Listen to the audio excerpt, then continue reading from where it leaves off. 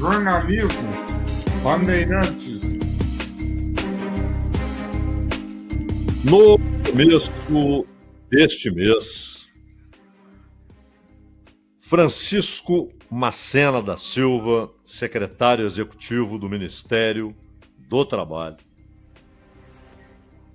atuando como ministro substituto na ausência do Luiz Marinho, ele acolheu o pedido de uma empresa, a empresa Santa Colomba Agropecuária, que havia sido incluída pelos auditores e pela Justiça do Trabalho na chamada lista suja do trabalho escravo. A empresa Santa Colomba, com a sua propriedade em Cocos, na Bahia, contratou o escritório do qual faz parte o João Paulo Cunha, escritório de advocacia. João Paulo Cunha, que foi parlamentar e muito ligado ao Lula, já teve atividade sindical, etc.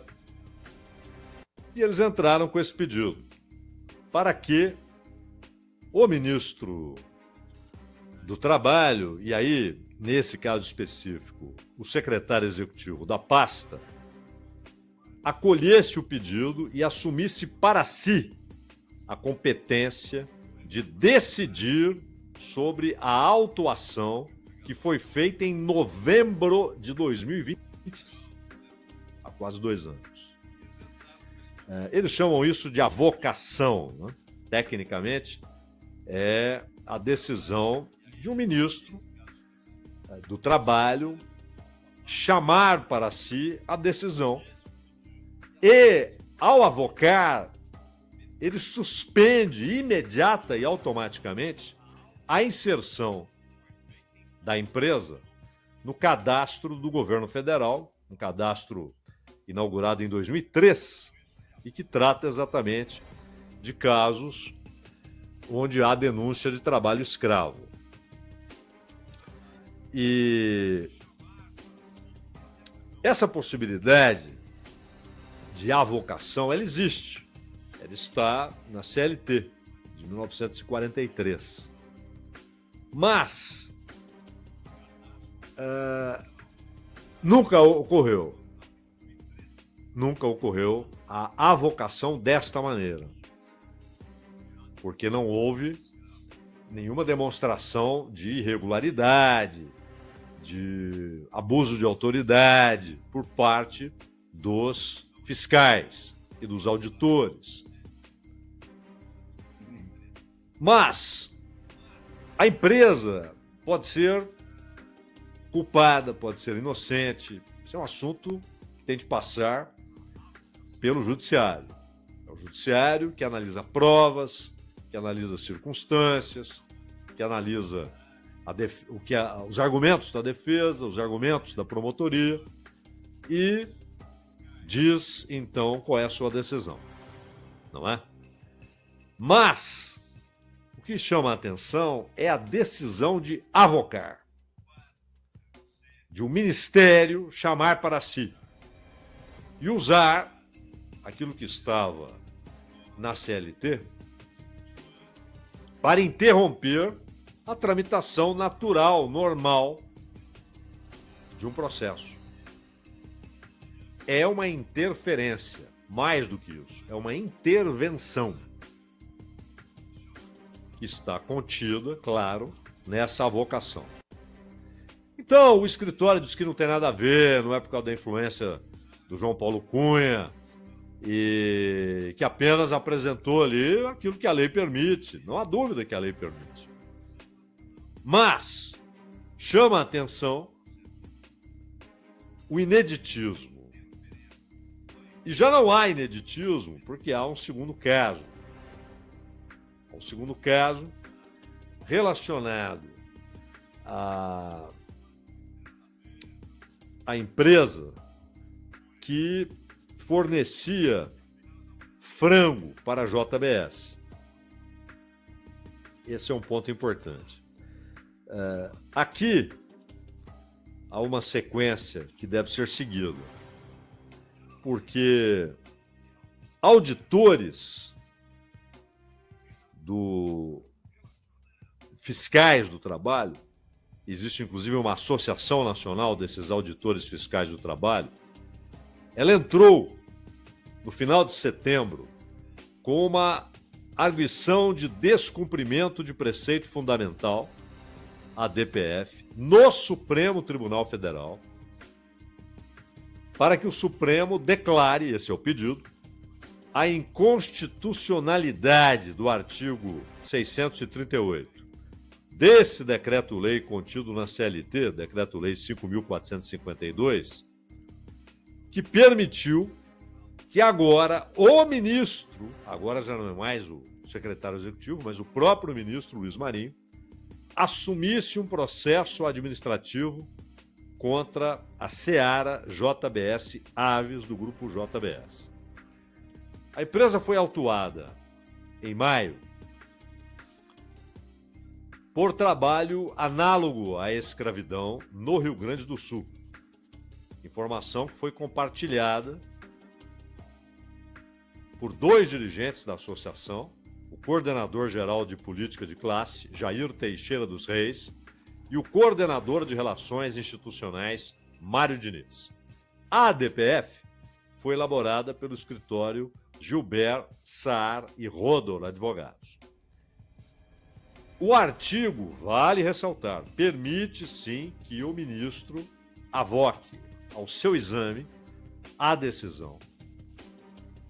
Decida se questões referentes à fiscalização dos preceitos estabelecidos na consolidação das leis do trabalho e dá 90 dias para a decisão. E aí, nós tivemos em 2003 a ideia de se fazer esse cadastro, né, com as empresas autuadas por obrigarem trabalhadores a uma condição análoga à escravidão. No caso específico dessa empresa que funcionava em Passo Fundo, 10 trabalhadores foram resgatados em dezembro do ano passado. E os auditores fizeram o flagrante. Eles trabalhavam até 16 horas por dia.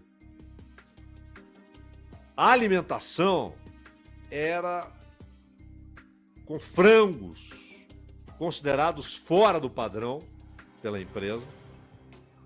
E o mais grave, aqui é que entra a ideia de análogo à escravidão. Eles trabalhavam para pagar dívidas com a própria empresa, transporte, alimentação. Ou seja, o sujeito trabalha, aí ou ele recebe ali um adiantamento em forma de alimento, ou o seu custo com transporte, ou muitas vezes há casos em outras regiões em que você tem lugares muito isolados, inclusive na Amazônia, e aí o próprio proprietário do lugar abre ali um refeitório, uma venda, né, para o sujeito comprar comida, ou comprar queijo, enfim, comprar açúcar, comprar sal. E aquilo vai sendo colocado numa caderneta com preços abusivos e chega uma hora em que ele tem que tirar uma parte considerável do salário para pagar, mas logo depois o salário já não é suficiente, o salário vai todo para o pagamento da dívida.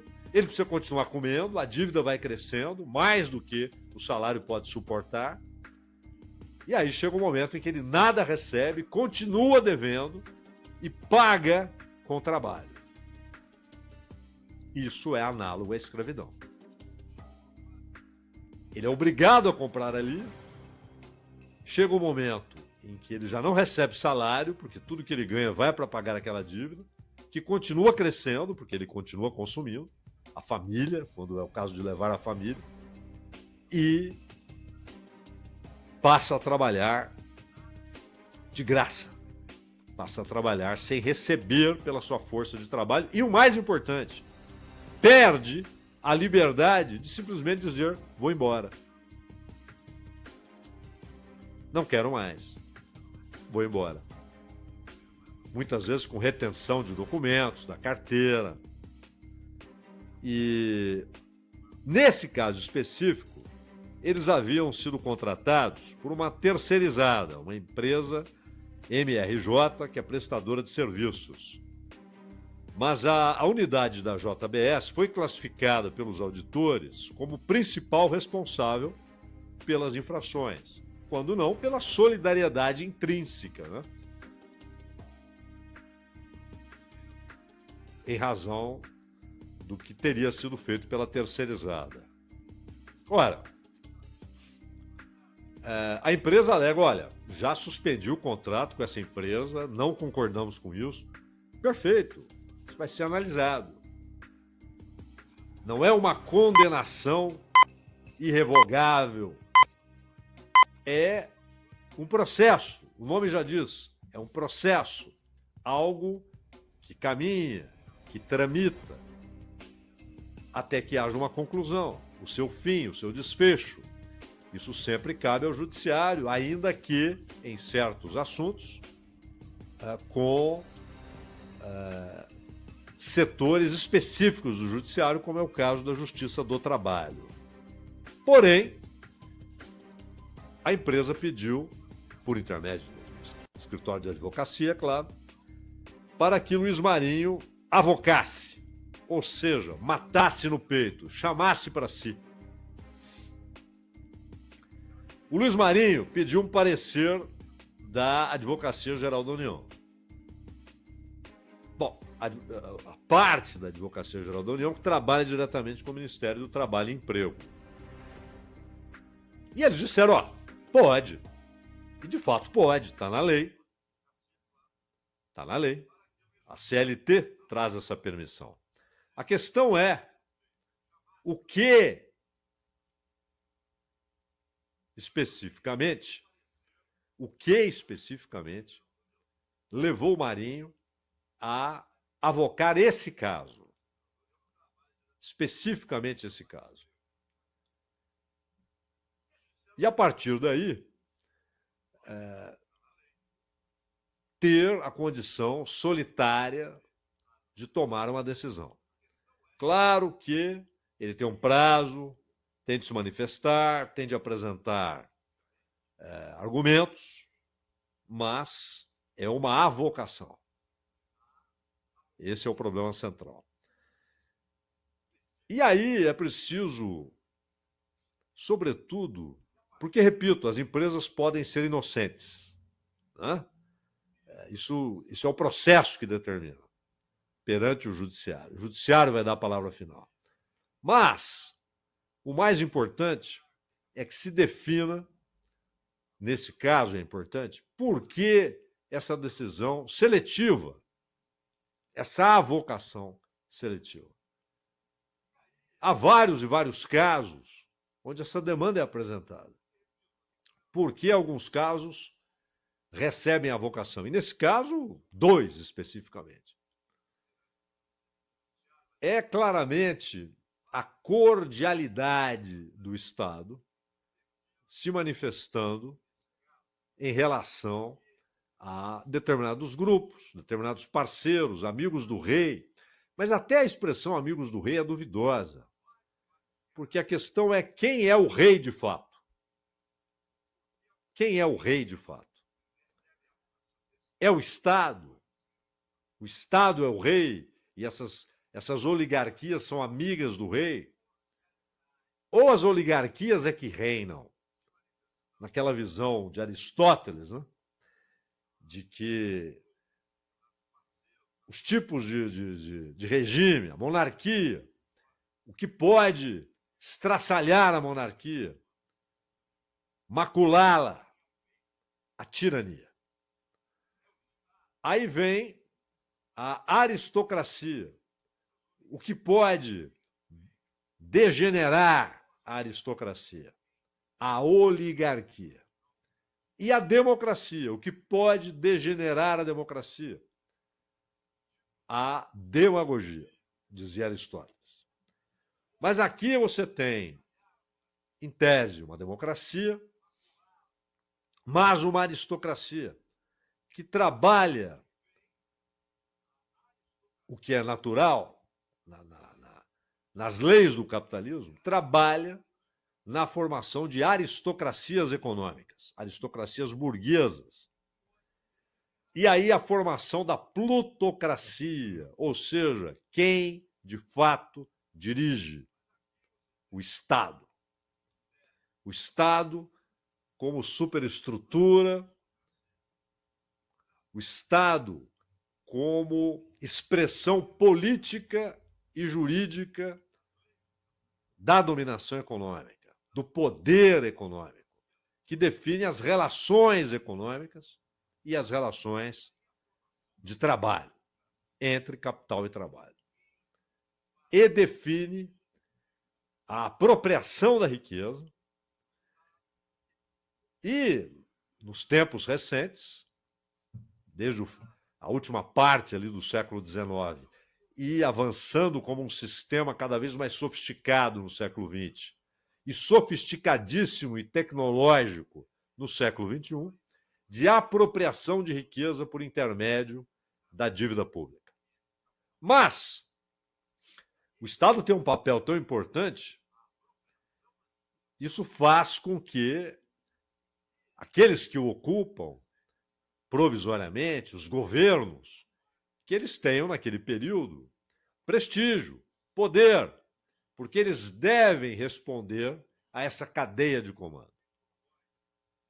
E, no caso específico do Brasil, aquilo que já mencionamos várias e várias vezes, aquilo que o Sérgio Buarque de Holanda chamou de cordialidade brasileira, e que foi deturpada essa expressão como sendo uma manifestação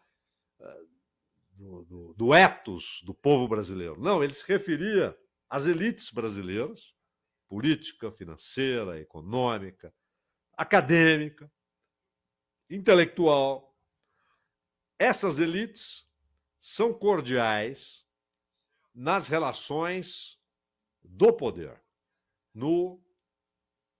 nas relações internas, naquilo que está dentro de um grande cercado, um grande muro, um círculo murado, muros altos, intransponíveis. E ali dentro você tem relações cordiais que se expandem para além dos muros para alcançar correligionários, familiares, amigos. Para o restante, a lei, e muitas vezes nem a lei. Muitas vezes nem a lei.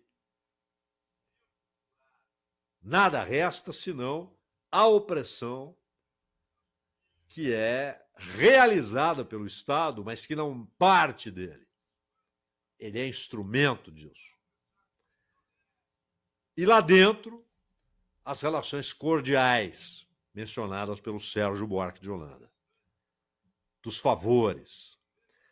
Mas isso não é um caso localizado. Isso se expande. Isso se dá de diversas maneiras. Semana que vem, já anunciou Hugo Mota, presidente da Câmara, os deputados terão de lidar com a nova proposta do governo para corte de gastos. E depois, a parte que trata de aumento de receita. Fora letras de câmbio, letras de crédito agrícola, letras de crédito imobiliário. Fora. E, de fato, isso faz sentido. Mas a questão é, na outra parte, colocar os deputados diante da obrigação de se manifestarem se, por exemplo, taxarão as bets. Até um projeto para elevar a taxação de 12% para 24%. 12% para 24%. Menos do que a França, por exemplo, que cobra 30%, daí para cima. Mas isso é um projeto ali interno, que o governo apoia. Mas há essa proposta do governo. Mas antes, aquilo que o próprio Haddad chamou de consenso, que é a parte do corte. E aí que entra a questão do auxílio-doença. O INSS está sem dinheiro na sua parte operacional, por causa de cortes anteriores, de bloqueios. Imagine, então, se você reduz de 6 meses para 1 mês o período que o sujeito tem até se reapresentar para um exame físico presencial. Imaginemos a multiplicação das filas, das várias filas que há no INSS, com pedido de aposentadoria, agora a fila dos que querem receber aquilo que lhes foi roubado naquele esquema via INSS, e a fila dos que terão de mês após mês, e não há capacidade para atendimento, o que fará com que essas pessoas percam, ainda que por um período, talvez longo, o auxílio-doença, ainda que estejam impossibilitadas, ainda que não tenham, ainda que por um período apenas, capacidade física para o trabalho. Artesanal, não é uma empresa, não é uma grande companhia, que, aliás, companhias que estão dominando mares e rios, deixando cada vez menos para os pescadores ali, das comunidades ribeirinhas que vivem disso. Atividade ancestral de trabalhar. E o seguro-defeso, nesse período, se é pescador daquela família, vai ter um período que a lei diz, não pode pescar. Agora é hora da reprodução. Perfeito. Então, para isso, não é favor, perceba, você não pode trabalhar. Então, como você não pode trabalhar, o Estado te entrega esse seguro. Não, mas há fraudes. Sim, há fraudes. Combata as fraudes. Não. A ideia é dificultar, é arrancar muita gente. E depois o sujeito que se vire para tentar derrubar essa decisão. Isso não é combater fraude. Combater fraude é uma obrigação que a sociedade entrega ao Estado. Não permita que fraudem a res pública, a coisa pública, o dinheiro do povo. Mas não é isso. É uma maneira de cortar gastos. Previdência. Previdência. Previdência é um alvo dileto desses caras.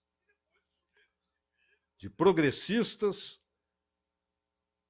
a fascistas, passando por liberais. E alguns que adotaram essa designação ridícula, grotesca, que é dada ao Milei, né, de libertário.